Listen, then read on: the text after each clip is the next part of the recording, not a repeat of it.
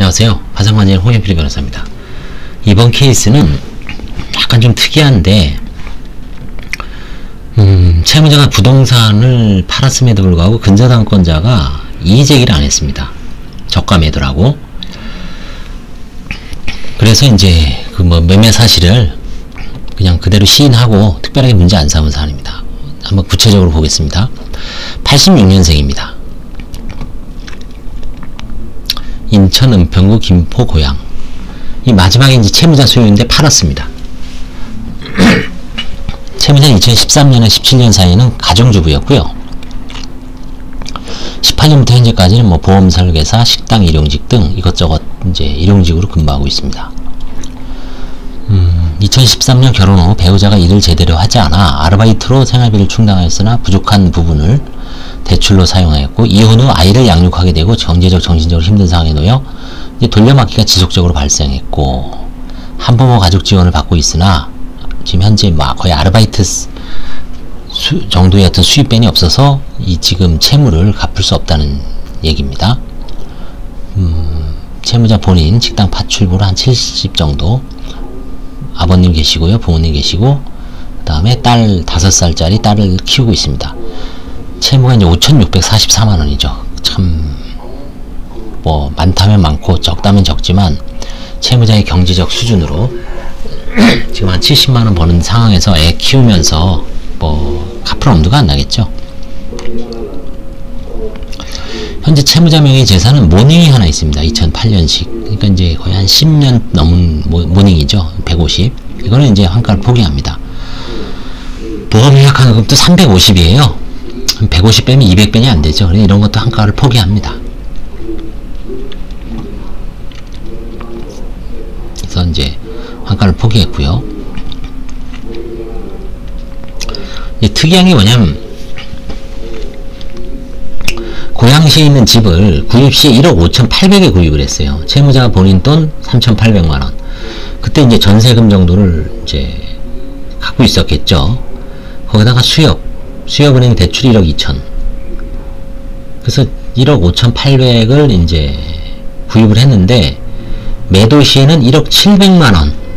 참, 얼마가 떨어졌나요? 5천만원이 떨어졌죠. 이 빌라가 이렇습니다, 사실.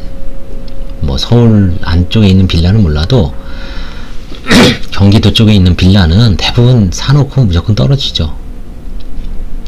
그래서 1억 700이니까, 취업대출도 다 못 갚았죠. 그죠? 근저당 채권도 전혀 변제 못했어요. 그래서 여기 지금 채권자 목록에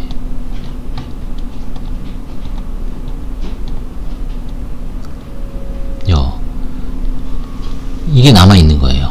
근해 안강만 수협 방이동 지점. 그죠? 아무튼 근저당 채무를 전혀 변제 못해서 여기 이제 이게 좀 이상하잖아요, 보통. 혹시 짠 거 아니냐. 채무자는 소유한 아파트를 2017년 8월 9일 취득을 했습니다. 부동산 신탁을 하죠. 요즘 신탁을 많이 합니다. 그래서 이제 근저당권보다는 신탁을 하는 경우도 있어요. 신탁을 한 다음에 우선 수익권자는 수협, 그 근해 안강만 지점 있죠. 아까 거기. 1억 8,900만원을 설정을 했어요. 그러니까 대략 한 1억 6, 7천 정도는 이제 대출을 받은 거죠. 아마 그 1억 5,800일 거예요. 집 살 때. 2019년 3월 주식회사의 매도예요. 1억 700만원으로. 취득가액 1억 5,800만원으로 약 5천만원의 저가로 매도했음에도 불구하고 우선 수익권자인 근해 안강만 수협 지점에서 이의를 제기하지 않아 적정한, 채무자의 말대로 뭐 적정한 가격으로 보이고 저가로 부동산을 은닉한 혐의는 없는 것으로 보입니다.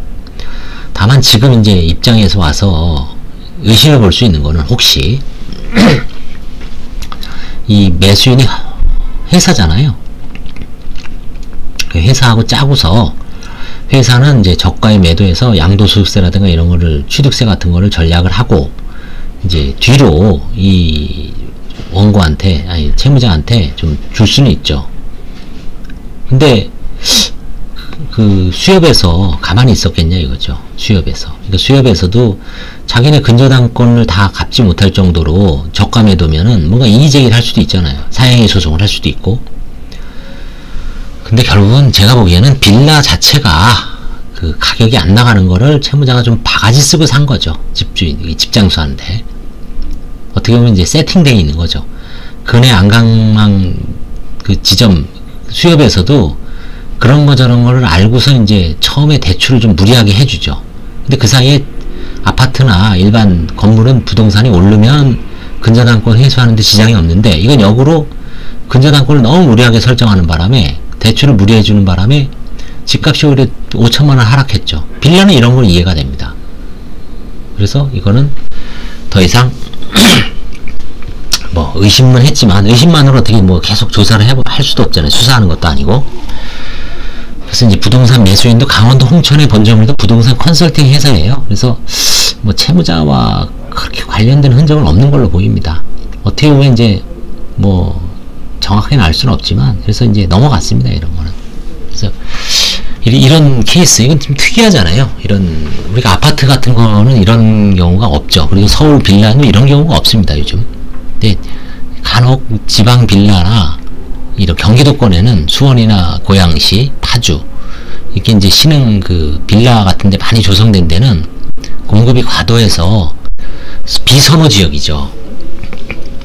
신혼부부나 젊은 부부들이 뭐 가도 요즘 광역 교통망이 아무리 발달해도 이제 버스 타고 또 들어가거나 뭐 마을버스 타고 들어가거나 뭐 좀 근접성이 역세권에서 멀리 떨어져 있죠. 그럼 출퇴근하는데 좀 오래 걸리지만, 워낙 주택난이 심하다 보니까 젊은 부부나 진짜 돈이 없는 분들은 그런 데서라도 살죠. 경기도로 자꾸 멀리 가서라도 삽니다. 그러다 보면 집값이 점점 또 떨어져요. 그렇죠? 그래서 이런 사안도 있다는 걸 한번 소개해 봤습니다. 감사합니다.